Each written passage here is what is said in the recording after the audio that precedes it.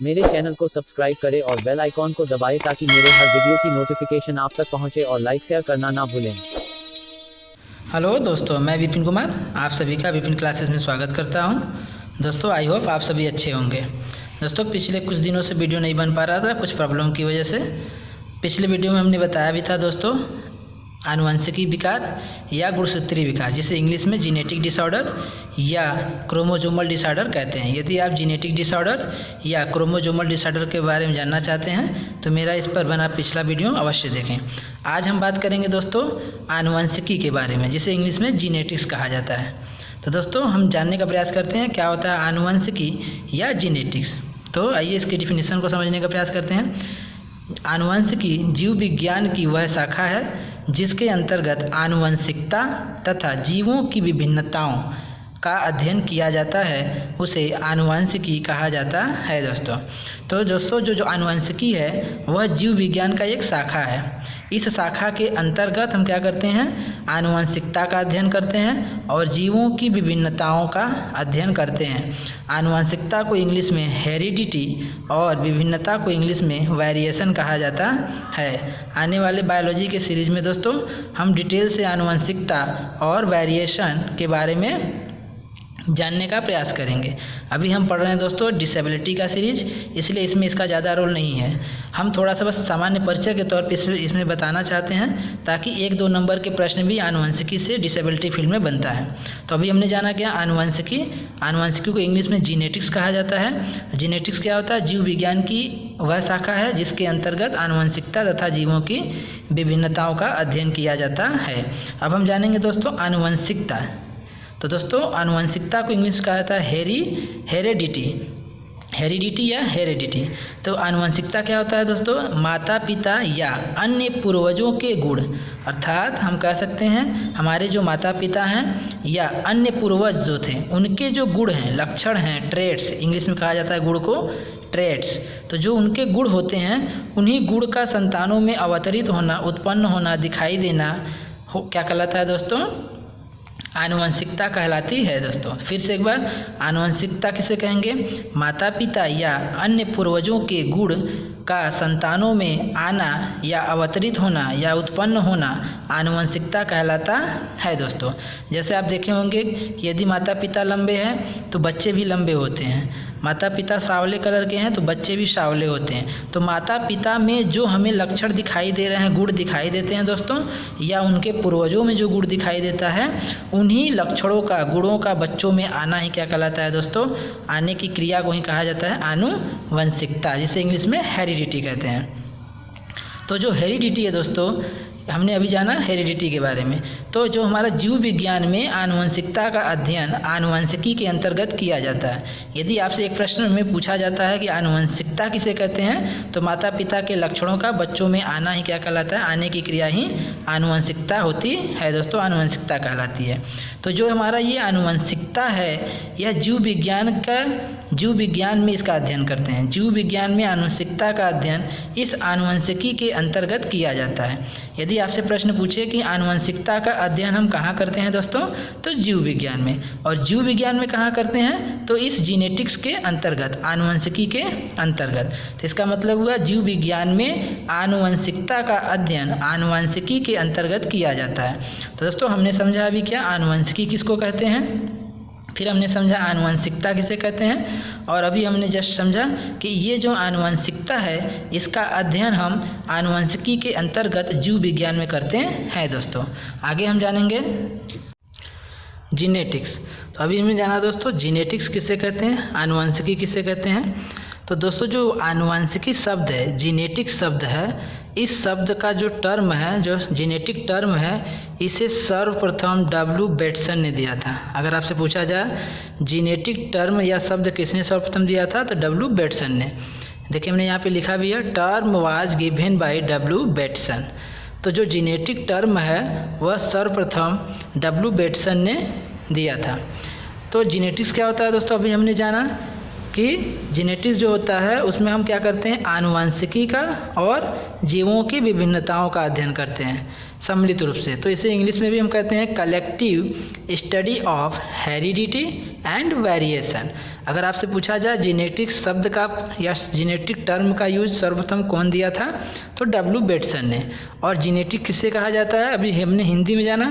और इंग्लिश की अगर बात करें तो जो जेनेटिक्स होता है उसमें हम collective study of heredity and variation. Collective study का मतलब होता है सम्मिलित रूप से हम अध्ययन करते हैं किसका, हेरिडिटी। हेरिडिटी मीन्स आनुवंशिकता, एंड मीन्स और वेरिएशन मीन्स विभिन्नता। तो हम collective study of heredity and variation अर्थात जेनेटिक्स के अंतर्गत हम हेरिडिटी और वेरिएशन का कलेक्टिवली स्टडी करते हैं। आगे हम बात करें हेरिडिटी या इनहेरिटेंस किसको बोलते हैं। तो जो हेरिडिटी या इनहेरिटेंस होता है, हेरिडिटी या इनहेरिटेंस को हिंदी में बोला जाता है आनुवांशिकता। अभी हमने इंग्लिश में जाना कि आनुवांशिकता क्या होता है दोस्तों, माता पिता या अन्य पूर्वजों के जो गुण होते हैं उनका संतानों में आना ही क्या कहलाता है, आने की क्रिया ही क्या कहलाती है, आनुवंशिकता कहलाती है। अब हम इंग्लिश में बात करें तो जो हेरिडिटी है, इनहेरिटेंस है, या इसे इंग्लिश में हम कहेंगे transmission of genetics characters from parent two of spring. Parent means क्या होता है दोस्तों, माता पिता। टू मीन्स किससे, माता पिता से कहाँ जाएगा, of spring. Of spring means होता है संतान, दोस्तों याद रखिएगा। ट्रांसमिशन मीन्स क्या होता है, अवतरित होना, संचरित होना, जाना या आना। Of genetic character, genetic character का मतलब होता है दोस्तों आनुवंशिकी लक्षण, आनुवंशिकी गुण। तो हेरिडिटी में अभी हमने हिंदी में क्या देखा था कि माता पिता या अन्य पूर्वजों के गुणों का संतानों में क्या होना, आना या अवतरित होना, उत्पन्न होना आनुवंशिकता कहलाता है। तो इंग्लिश में हम क्या बोलेंगे, transmission of genetics characters from parent two of spring, अर्थात जीनेटिक आनुवंशिकी गुणों का ट्रांसमिशन होना कहाँ से, पेरेंट से ऑफ स्प्रिंग, संतान में दोस्तों। आगे हम बात करेंगे वेरिएशन, विभिन्नता किसको बोलते हैं। आगे हम दोस्तों डिटेल से इस टॉपिक, ये बहुत बड़ा टॉपिक होता है, ये इतनी बड़ी टॉपिक है कि इस पे 2-3 अगर हम दिन काम करेंगे तब जाके ये वेरिएशन, हेरिडिटी ख़त्म होगा, जीनेटिक्स ख़त्म होगा। अगर हम बात करें डिसेबिलिटी फील्ड की तो इसमें इसका ज़्यादा रोल नहीं है, बस आप इन सब शब्दों का मतलब जानिए, 1 नंबर में ये प्रश्न पूछा जा सकता है। तो आइए दोस्तों वेरिएशन समझने का प्रयास करते हैं, विभिन्नता। तो विभिन्नता क्या होता है, individual of same species have same differences, this are called variation. अर्थात इंडिविजुअल मीन्स क्या होता है दोस्तों, व्यक्ति।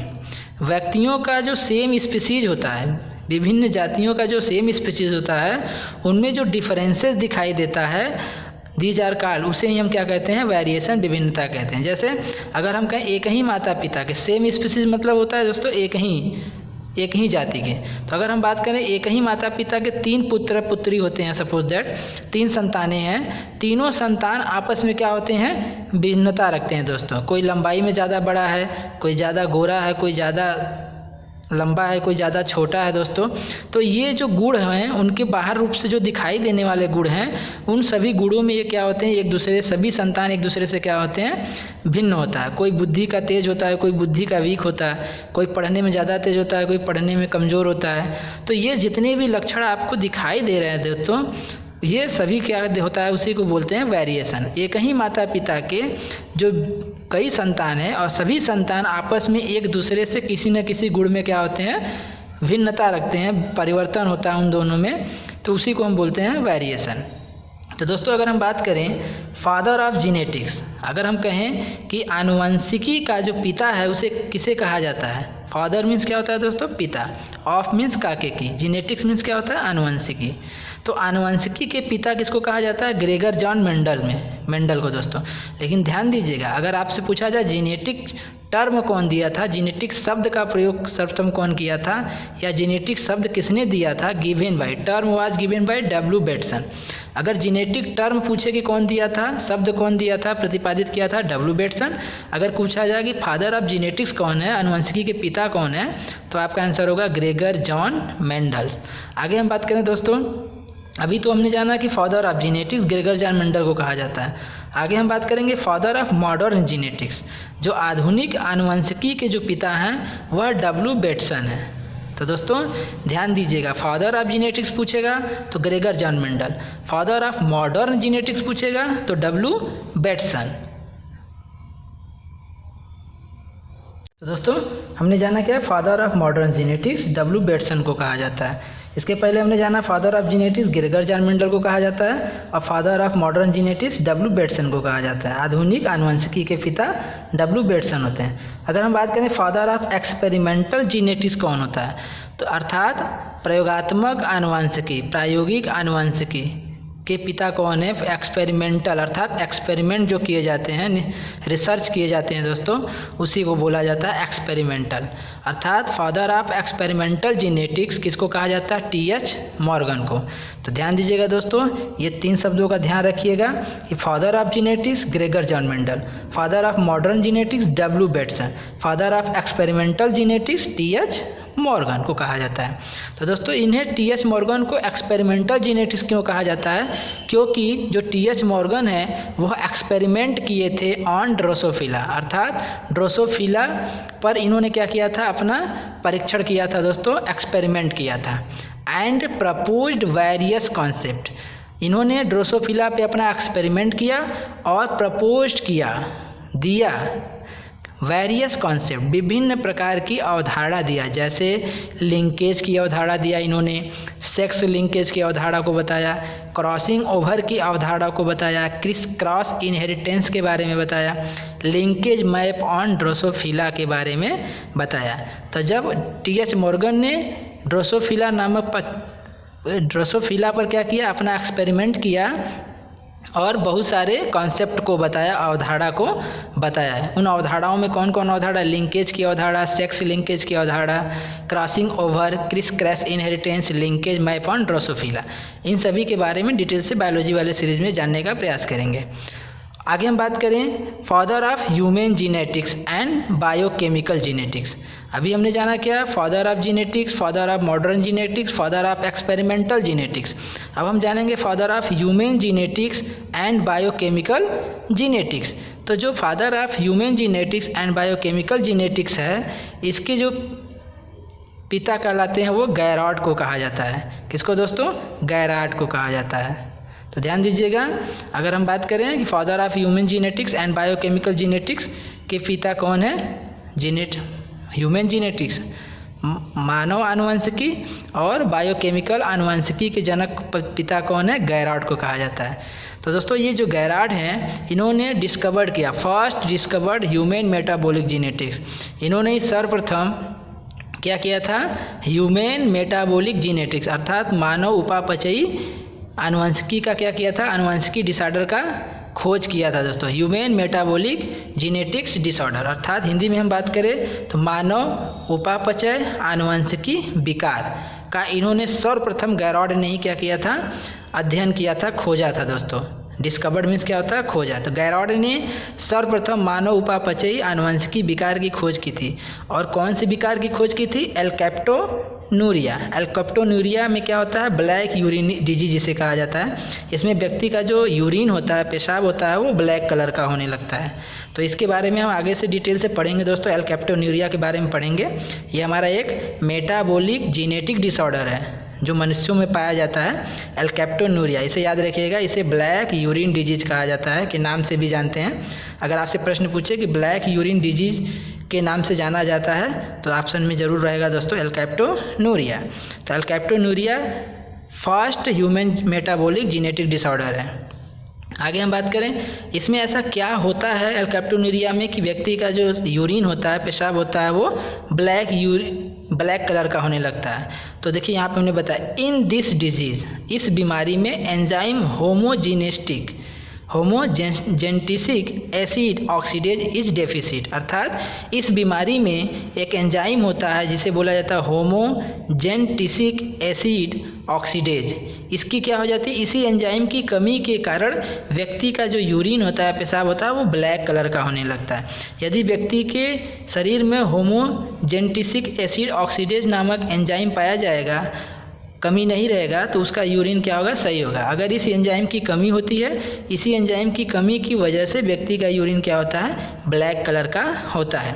तो गैरार्ड ने ही क्या किया था, ही गेव द कॉन्सेप्ट। इन्होंने एक कॉन्सेप्ट दिया, अवधारणा दिया था, one mutant gene one metabolic block. इन्होंने एक अपना अवधारणा दिया था गैरॉड ने, जैसे टी.एच. मॉर्गन ने linkage, sex linkage, crossing over, criss cross, inheritance, linkage map and Drosophila, इन सभी के अवधारणा दिया था। उसी तरह गैरॉड ने ही एक कॉन्सेप्ट दिया था, अवधारणा दिया था, जिसका नाम था one mutant gene one metabolic block. आगे हम जानेंगे दोस्तों एलील्स के बारे में। एलील्स क्या होते हैं? एलील्स की डिफिनीशन है alternative form of a gene which are located on same position on the homologous chromosome is called alleles. अर्थात जीन्स का एक ऐसा अल्टरनेटिव फॉर्म का मतलब एक इधर आए तो एक इधर आए, अल्टरनेटिव फॉर्म में, एक क्रम में, तो एक क्रम में होना चाहिए दोस्तों। Alternative form of a gene का एक alternative form which are located, जो स्थित होता है, ऑन सेम पोजीशन, जो एक स्थान पर, सेम स्थान पर, एक समान स्थान पर स्थित होते हैं। किस पर? On the homologous chromosome, homologous chromosome, समजात गुणसूत्र के ऊपर, उसी को बोला जाता है इज कॉल्ड एलील्स, इसी को कहा जाता है एलील्स। तो अगर हम एलील्स की बात करें, एलील्स क्या होता है? Alleles is a alternative form of a gene which are located on same position loci on the homologous chromosome is called alleles. तो दोस्तों जो होमोलॉगस एलील्स होता है वह स्ट्रक्चर में, स्थान में, आकार में, आकृति में, जेनेटिक इन्फॉर्मेशन में, सब कुछ में क्या होता है दोस्तों? सेम होते हैं, समान होते हैं, और वो एक ही स्थान पर, सेम पोजीशन, एक ही स्थान पर स्थित होते हैं। जहाँ पर स्थित होंगे उसको बोलते हैं लोकाई। लोकाई को ही बोला जाता है जहाँ पर दो अल्टरनेटिव जीन अल्टरनेटिव फॉर्म में स्थित होते हों, और किस पर स्थित होते हों? होमोलॉगस क्रोमोसोम पर दोस्तों। तो होमोलॉगस क्रोमोसोम पर यदि जीन अल्टरनेटिव फॉर्म में स्थित है, उसी को बोला जाता है एलील्स। अगर हम बात करें कि जो एलील है, एलील टर्म किसने दिया था? The term allele was coined by, अर्थात हम कह सकते हैं एलील जो टर्म है ये किसने दिया था? डब्ल्यू बेटसन ने दिया था। तो दोस्तों अगर हम बात करें, एग्जाम्पल की बात करें, एलील्स जोड़े में होते हैं, जीन के फॉर्म में होते हैं। अभी हम आगे अच्छे से समझेंगे कि कैसे होते हैं। जो एलील होता है, एलील के अंदर जीन कैसे होते हैं, हम आगे समझेंगे। जैसे capital T, small capital T, small T आदि। तो अगर हम बात करें, ये जो कैपिटल टी का मतलब होता है दोस्तों, जब हम मेंडेलियन लॉ पढ़ाएंगे तो कैपिटल टी का मतलब होता है लंबा, बड़ा।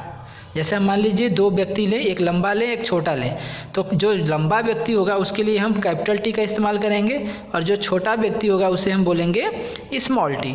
तो कैपिटल टी अर्थात इसमें दोनों एलील्स जो हैं, उन एलील में दोनों जीन कैसे हैं? लंबे वाले जीन हैं। अर्थात जो कैपिटल टी दोनों अगर टी एक साथ आ रहा है तो इसको हम बोलेंगे ये एक एलील, ये दो एलील। तो एलील जोड़े में होते हैं दोस्तों, यही ध्यान दीजिएगा, ये जोड़े में होते हैं। तो पहला चीज़, एलील किस में होते हैं? जोड़े में होते हैं। और उसमें जो जीन होते हैं वो किस तरह से होते हैं? अल्टरनेटिव फॉर्म में होते हैं, एकांतर क्रम में होते हैं। एक इस राइट साइड आएगा तो एक लेफ्ट साइड आएगा, इस तरह से हम आगे समझेंगे। अगर हम स्मॉल टी की बात करें तो स्मॉल टी फॉर क्या होता है? छोटा, जिसकी आकृति क्या हो? छोटी हो। तो दोस्तों इसके लिए हम यूज करते हैं स्मॉल टी। तो इसमें दोनों क्या हैं? छोटे का लक्षण है दोस्तों, इसलिए हम इसको स्मॉल टी। तो इसी को हम बोलते हैं एलील्स। आगे हम अच्छे से समझेंगे, अभी हम बस आप समझते रहिए थोड़ा सा। तो एलील्स में हम, ये तो हो गया एलील्स के बारे में। आगे जानेंगे होमोजाइगस क्या होता है, हेटेरोजाइगस क्या होता है, हेमीजाइगस क्या होता है। होमोजाइगस को हिंदी में बोला जाता है दोस्तों समयुग्मकी, हेटेरोजाइगस को बोला जाता है विषमयुग्मकी। समयुग्मकी का मतलब होता है होमोजाइगस, जिसमें सेम हो। कैपिटल टी देखिए इसमें बड़े वाला लक्षण है। स्मॉल टी इसमें पूरा जो जीन होगा, जो लक्षण होगा वो छोटे का लक्षण होगा। कैपिटल आर ये है दोस्तों रेड। अगर हम किसी फूल की बात करें, उसके फूल की कलर का रंग अगर लाल है दोस्तों तो उसका हम बोलेंगे कैपिटल आर। ये मेंडल ने चूज किया था दोस्तों, मेंडल का नियम पढ़ेंगे तभी आपको ये समझ में आएगा। तो ये जो कैपिटल आर है ये फूल की कलर को इंडिकेट कर रहा है, रेड कलर, और जो स्मॉल है ये सफ़ेद कलर को इंडिकेट करता है। जैसे ये कैपिटल टी लंबे को शो करता है, स्मॉल टी छोटे लक्षण को शो करता है। उसी तरह पुष्प की अगर कलर, पुष्प का रंग लाल होगा तो उसे कैपिटल आर से इंडिकेट करते हैं। अगर पुष्प का रंग सफ़ेद होगा तो उसे हम क्या बोलेंगे? Small R. तो ये सफ़ेद रंग को इंडिकेट कर रहा है फूल के, ये फूल के लाल रंग को इंडिकेट कर रहा है। अगर हम पौधे की बात करें तो ये पौधा छोटा होगा, ये पौधा बड़ा होगा दोस्तों। तो इसको क्या बोलते हैं, होमोजाइगस। देखिए सब समान है, एलिल्स दोनों के यहाँ जोड़े में समान है। स्मॉल कैपिटल टी एक समान है, स्मॉल टी इसमें समान है। तो ये एक एलील है, ये दूसरा एलील, ये तीसरा एलील, ये चौथा एलील। तो अगर हम सब एलील की बात करें तो सभी एलील जोड़ी में होंगे और जोड़े में क्या होंगे, समान होंगे, तो उसे हम बोलेंगे होमोजाइगस। आगे हम बात करें हेटेरोजाइगस। हेटेरो माने क्या होता है, विषम युग्मक। इसमें युग्मक क्या होंगे, विषम होंगे, भिन्न भिन्न होंगे। देखिए जैसे एक बड़ा आ गया, एक छोटा आ गया, कैपिटल टी स्मॉल टी, तो ये बड़े लक्षण को शो करेगा, ये छोटे लक्षण को शो करेगा। उसी तरह देखिए ये लाल पुष्प वाले पौधे को शो करेगा, ये सफ़ेद पुष्प वाले पौधे को शो करेगा। तो इसमें जो गुण हैं, अल्टरनेटिव फॉर्म में जो जीन हैं वह हेटेरोजाइगस टाइप के हैं, विपरीत टाइप के हैं, इसमें सेम टाइप के हैं। तो अगर आपसे पूछा जाए कि होमोजाइगस हेटेरोजाइगस का जो होमोजाइगस हेटेरोजाइगस टर्म है ये किसने दिया था, इन दोनों, the term of both are coined by W Bateson. तो डब्ल्यू बैटसन ने ही दोस्तों एलील का टर्म दिया था और होमोजाइगस हेटेरोजाइगस का भी टर्म किसने दिया था, डब्ल्यू बैटसन ने दिया था। तो दोस्तों होमोजाइगस आपको समझ में आएगा। होमो माने क्या होता है, समान, सम युग्मकी, समान युग्मक वाले। देखिए कैपिटल बड़ा, ये भी बड़ा का कैरेक्टर रखता है, ये भी बड़ा कैरेक्टर रखता है। तो कैपिटल स्मॉल, तो ये हो गया होमोजाइगस। ये होता है हेटेरोजाइगस अर्थात विषम युग्मकी। इसमें कि कैपिटल का लक्षण होगा, एक स्मॉल का लक्षण होगा। ये लाल पुष्प वाला होगा, ये सफ़ेद पुष्प वाला होगा, लेकिन रहेंगे दोनों एक ही जगह, अल्टरनेटिव फॉर्म में रहेंगे, एकांतर क्रम में जुड़े रहेंगे जीन के फॉर्म में। यही जीन क्या होता है, लक्षण को लेके आता है माता पिता से बच्चों में। आगे हम समझेंगे। एक होता है हेमीजाइगस। हेमीजाइगस का मतलब होता है यह केवल मेल में पाया जाता है, ये दोनों कंडीशन में पाया जा सकता है, मेल और फीमेल दोनों में, लेकिन ये हेमीजाइगस केवल मेल में पाया जाएगा। जो मेल यक्स वाई जानते हैं, यक्स वाई जो क्रोमोसोम होता है वो मेल में ही होता है, प्रेजेंट इन ओनली मेल। तो दोस्तों ये होमोजाइगस, हेटेरोजाइगस और हेमीजाइगस आपको समझ में आएगा। आगे हम बात करें, if individual contain only one gene of a pair then individual said to hemizygous. अगर हम बात करें कि कोई भी व्यक्ति क्या करता है, only one gene of pair, अर्थात एक ही पेयर का जीन रखता हो, तो उस इंडिविजुअल को हम क्या बोलेंगे, हेमीजाइगस।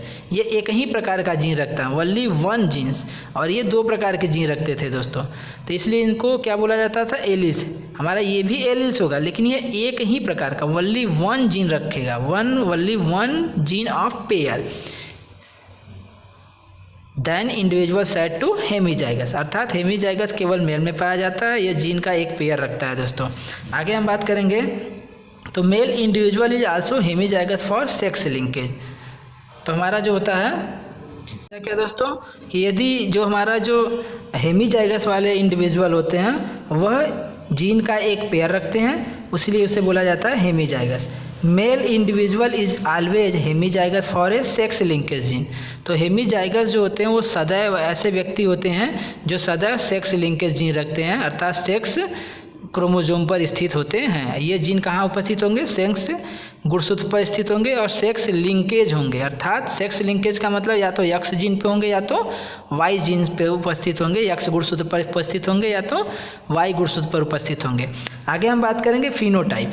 फिनोटाइप क्या होता है दोस्तों, किसी भी व्यक्ति में या प्लांट में, किसी भी ऑर्गेनिज्म में जो बाहर से लक्षण दिखाई देता है, बाहर से लक्षण दिखाई देने का मतलब बड़ा है, आकृति में छोटा है, मोटा है, पतला है, गोरा है, सांवला कलर का है, ठीक है दोस्तों। इस तरह पौधे में हम बात करें, पौधा लंबा है कि छोटा है, उसमें जो फूल लगने वाला है वो रेड कलर का है कि वाइट कलर का है, तो जो बाहर से लक्षण दिखाई देता है उसको हम बोलते हैं phenotype, external appearance of characters, अर्थात बाहर से दिखाई देने वाला जो लक्षण होता है उसी को बोला जाता है फिनोटाइप। जैसे आप किसी व्यक्ति को देख के नहीं बोलते हैं कि वो बड़ा सांवला व्यक्ति है, वह बहुत गोरा व्यक्ति है, वो देखिए उसकी लंबाई कितनी अच्छी है, तो जो ये लक्षण आप देख रहे हैं उसी को बोला जाता है बायोलॉजी की भाषा में फिनोटाइप।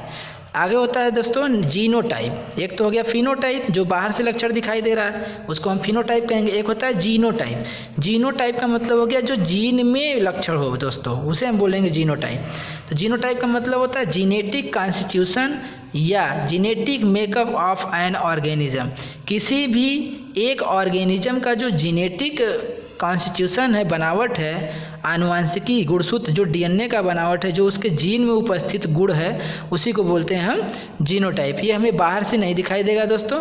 जो फिनोटाइप है ये तो बाहर से दिखाई देगा, लेकिन जीनोटाइप हमें बाहर से लक्षण दिखाई नहीं देगा। ये हमें उसके लक्षण उसके जीन में विद्यमान होगा, जो बाहर किसी न किसी फिनोटाइप के रूप में हमें दिखाई देगा। आगे हम बात करें, एक होता है फिनोकॉपी। एक हमने जाना क्या, फिनोटाइप, जीनोटाइप। अब एक होता है फिनोकॉपी। फिनोकॉपी का मतलब होता है if two different genotype is contain in two different environmental condition then it is same morphological और एक्सटर्नल अपीयरेंस ऑफ कैरेक्टर्स। इसका मतलब क्या होता है दोस्तों, जो फिनोटाइप होता है, इफ़ मीन्स क्या होता है यदि, टू मीन्स दो। यदि हम दो विभिन्न जीनोटाइप वाले, देखिए ये जीनोटाइप, दो विभिन्न जीनोटाइप ये है, दो विभिन्न जीनोटाइप वाले व्यक्ति को या ऑर्गेनिज्म को दो विभिन्न वातावरणीय दशाओं में रखा जाए तो उनके जो मॉर्फोलॉजिकली जो एक्सटर्नल अपीयरेंस है वो क्या होगा दोस्तों, सेम होता है। जो बाहर से अगर हम किसी दो जीनोटाइप वाले व्यक्ति को, जीनोटाइप का मतलब जो उनके जीनेटिक में उपस्थित हो, डीएनए में गुण उपस्थित हो, कैरेक्टर उपस्थित हो, उसी को बोलते हैं जीनोटाइप। तो ऐसे हम दो जीनोटाइप वाले व्यक्ति को लेंगे, ऑर्गेनिज्म को लेंगे या प्लांट को लेंगे और उसे दो दो भिन्न वातावरण में रख देंगे। एक को ठंडे प्रदेश में रख दीजिए, एक को गर्म प्रदेश में रख दीजिए। ठंडे वातावरण में रख दीजिए, गर्म वातावरण में रख दीजिए। किसको, जीनोटाइप, किसको, दो जीनोटाइप को।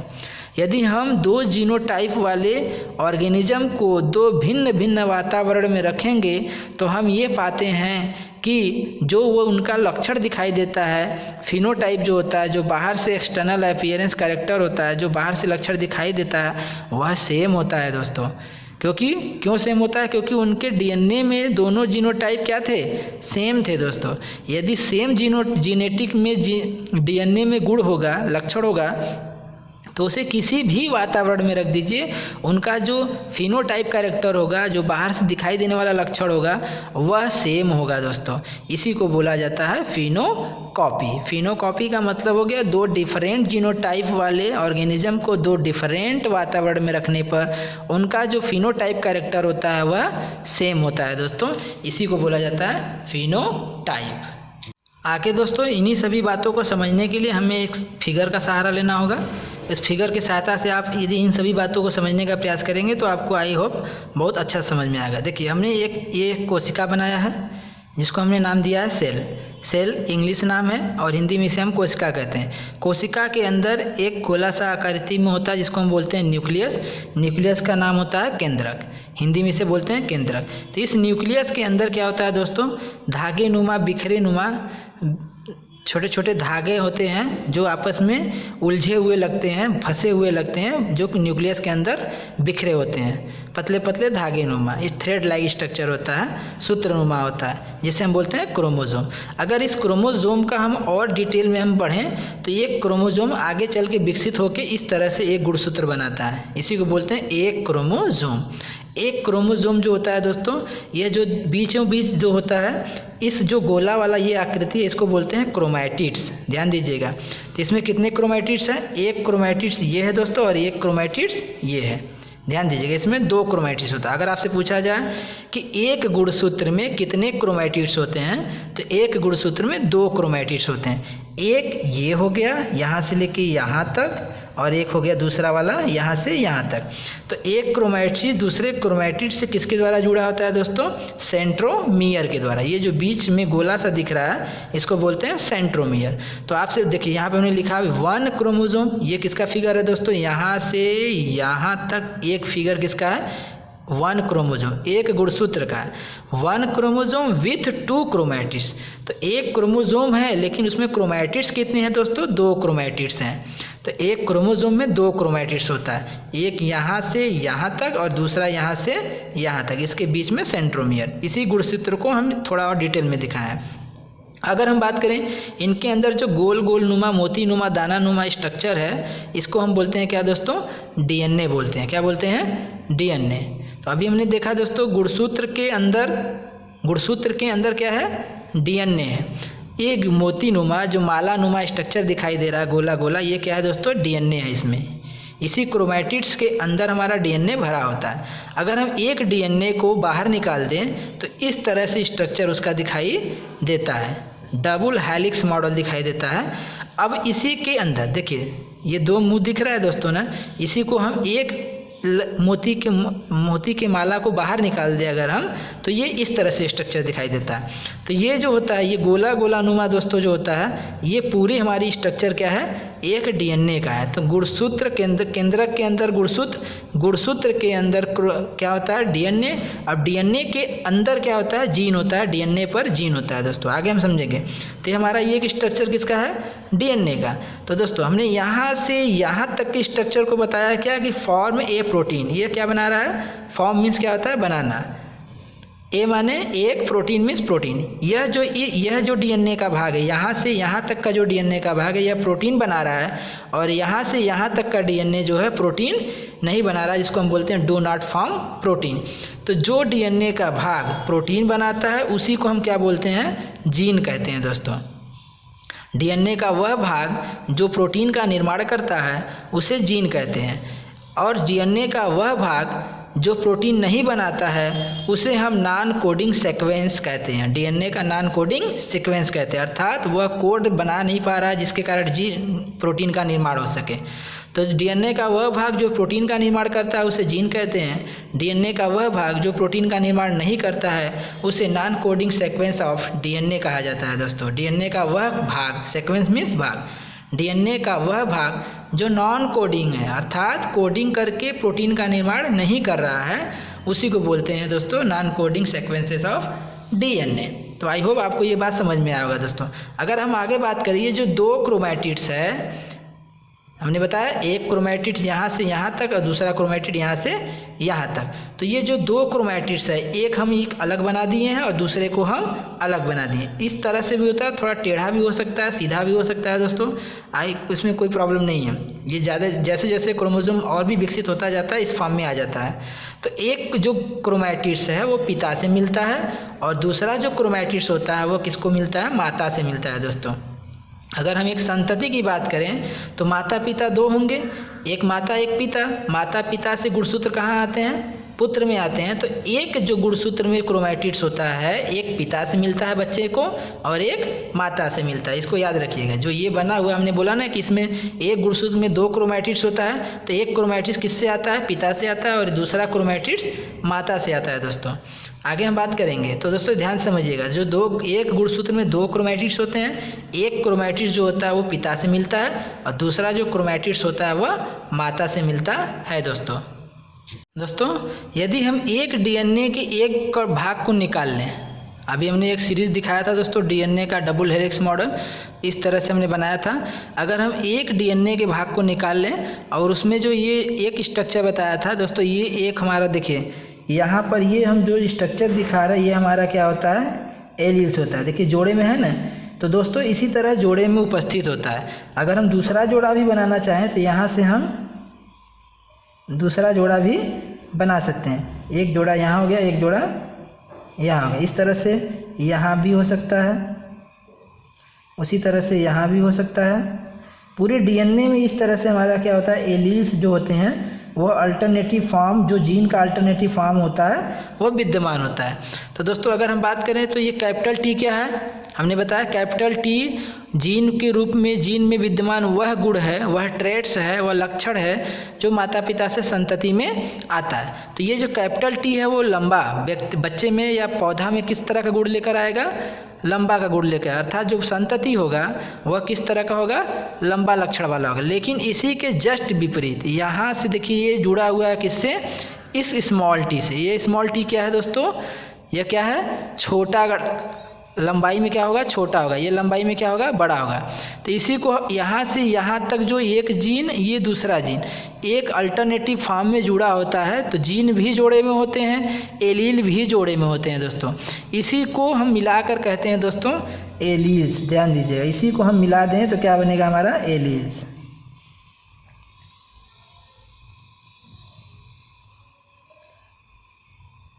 यही हमारा क्या होता है, एलील्स। ध्यान दीजिएगा, तो एलील्स हमारा जो होता है वो यहाँ पे मिल के आ गया capital T small T, capital T और दोस्तों स्मॉल टी। तो एक इसी तरह से यहाँ capital R small R, capital R small R, capital R small T, कुछ भी हो सकता है दोस्तों। आगे हम यहाँ पे डिटेल से समझाने का प्रयास किए हैं। अगर हम बात करें तो देखिए यहाँ पे जैसे यहाँ पे स्मॉल टी हो जाए, यहाँ पे कैपिटल टी हो जाए, बदल सकता है दोस्तों। ये कैपिटल टी हो गया, ये स्मॉल टी। यहाँ पे हम बोल दें कैपिटल आर, यहाँ पे हम दें कैपिटल टी। तो इस तरह से दोस्तों एलील्स होते हैं जोड़े में।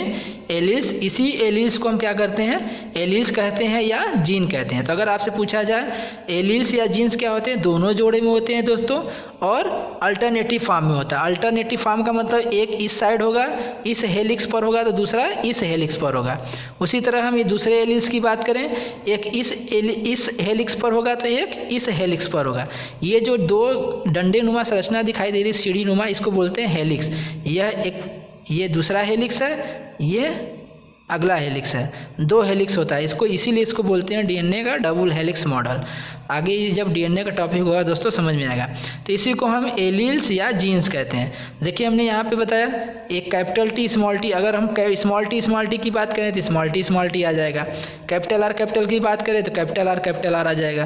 कैपिटल टी की बात करें तो यहाँ कैपिटल टी आ जाएगा। तो किसी हम एक को पहले को बता रहे हैं जिसको हमने स्ट्रक्चराइज किया है कैपिटल टी स्मॉल टी। तो ये जो कैपिटल टी है दोस्तों, इसी को बोलते हैं डोमिनेंट। क्या बोलते हैं दोस्तों, डोमिनेंट को हिंदी में बोलते हैं प्रभावी। ध्यान दीजिएगा, प्रभावी, और इसको बोलते हैं अप्रभावी। तो जो कैपिटल टी है दोस्तों वह प्रभावी है, और स्मॉल टी क्या है, अप्रभावी है। जब भी, अर्थात इसका मतलब हुआ कि जब भी कैपिटल टी के साथ स्मॉल टी आएगा तो दोस्तों ये कैपिटल टी लक्षण वाला प्रभावी होगा और स्मॉल टी वाला अप्रभावी होगा। अर्थात जब भी कोई gene small T capital T के फॉर्म में आएगा तो बच्चे में जो लक्षण दिखाई देगा वो कैपिटल टी वाला दिखाई देगा, न कि स्मॉल टी वाला। तो कैपिटल जो स्मॉल टी है वो दोस्तों क्या है, यह छोटा कद में होगा, छोटा कद वाला होगा।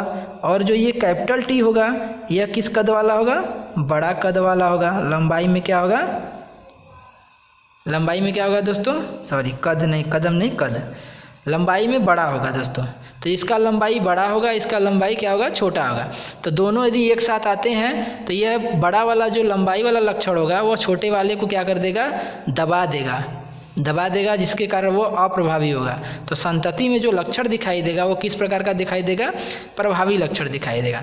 अब हम जानेंगे डोमिनेंट, तो प्रभावी को इंग्लिश में बोलते हैं डोमिनेंट, और अप्रभावी को दोस्तों बोलते हैं रिसेसिव। ध्यान दीजिएगा, तो जो हमारा एलील्स या जीन होगा तो इसी एलील्स में जो होंगे जीन होंगे, एलील्स के अंदर देखिए हमारा एक कैपिटल टी स्मॉल टी क्या है, एलील्स है, और इसके अंदर हमारे ये क्या है, जीन विद्यमान होते हैं। यही जीन क्या होते हैं, लक्षणों को माता पिता से लेकर संतति में आती है। तो सपोज दैट मान लीजिए कि पिता क्या थे, बड़े थे, और माता क्या थी, छोटी थी। तो पिता से बड़ा वाला लक्षण आया और माता से छोटा कद वाला लक्षण आया। बस संतति में दोनों आया, लेकिन संतति में दिखेगा कौन, संतति जो होगा, बच्चा जो होगा वो बड़ा कद वाला होगा कि छोटा कद वाला होगा। तो बच्चा दोस्तों कौन सा होगा, बड़ा कद वाला होगा। क्यों, क्योंकि बड़ा कद वाला छोटे कद पे क्या है, प्रभावी है। और प्रभावी का मतलब वही होता है दोस्तों जो प्रभावी हो, जो दिखाई दे, हमें दिखाई दे, वही होता है प्रभावी। और जो अप्रभावी होता है वह लक्षण के रूप में रहेगा लेकिन दिखाई नहीं देगा। उसी प्रकार संतति जो होगी, बच्चा जो होगा वो लंबे कद वाला होगा, न कि बड़ा कद वाला, छोटा कद वाला लक्षण रहेगा लेकिन बड़ा कद वाला दिखाई देगा। तो उसी को बोलते हैं डोमिनेंट, रिसेसिव, प्रभावी, अप्रभावी। तो दोस्तों यहाँ पे हमने बताया express himself in both homozygous and heterozygous condition.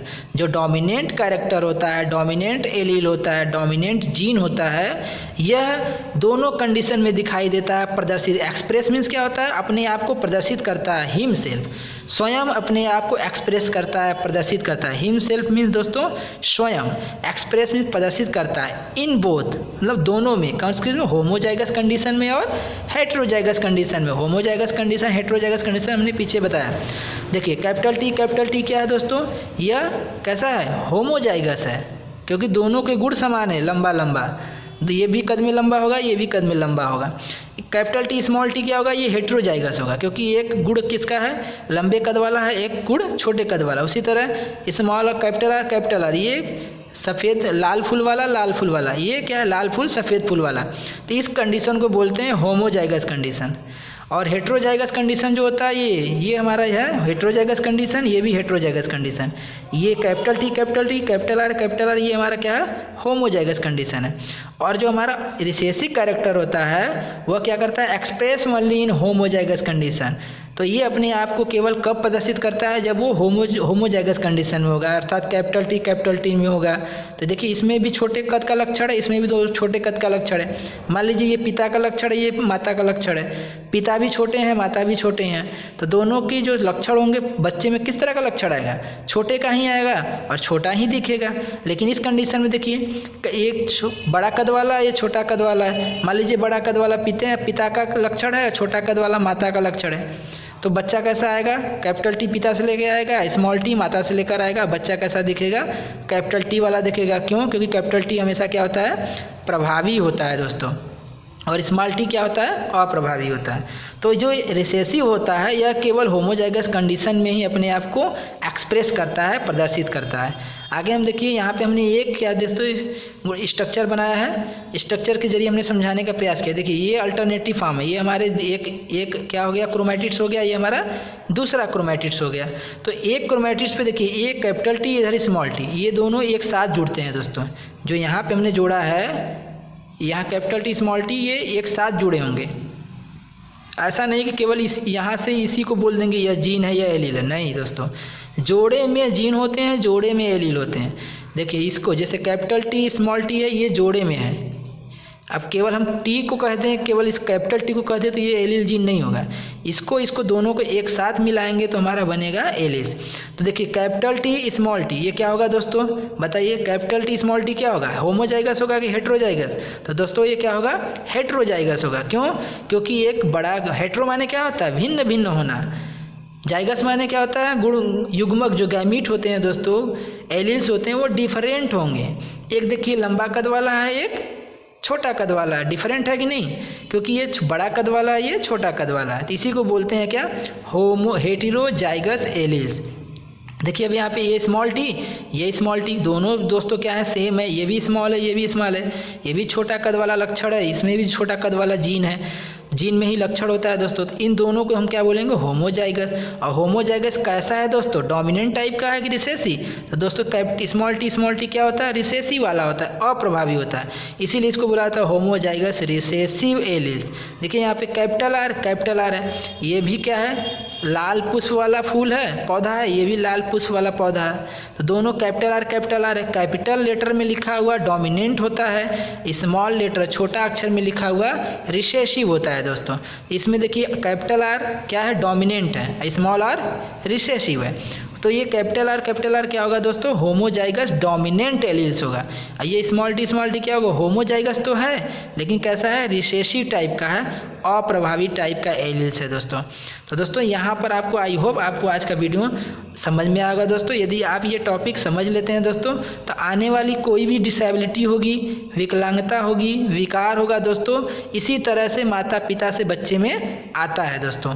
तो वहाँ पे हम बात करेंगे। देखिए ये डोमिनेंट है, ये अप्रभावी है, कैसे पिता से माता में आया, माता किस प्रकार का है, डोमिनेंट है कि रिसेसिव है, पिता प्रभावी लक्षण रखता है कि अप्रभावी लक्षण रखता है। तो इन सभी बातों को आप जब ध्यान में रखेंगे दोस्तों तो कैसे माता पिता से कोई भी बीमारी या विकलांगता कैसे बच्चों में आती है दोस्तों, इसी डीएनए जीन और एलील्स का काम होता है दोस्तों। तो आई होप आपको अच्छी सी बातें ये समझ में आया होगा दोस्तों।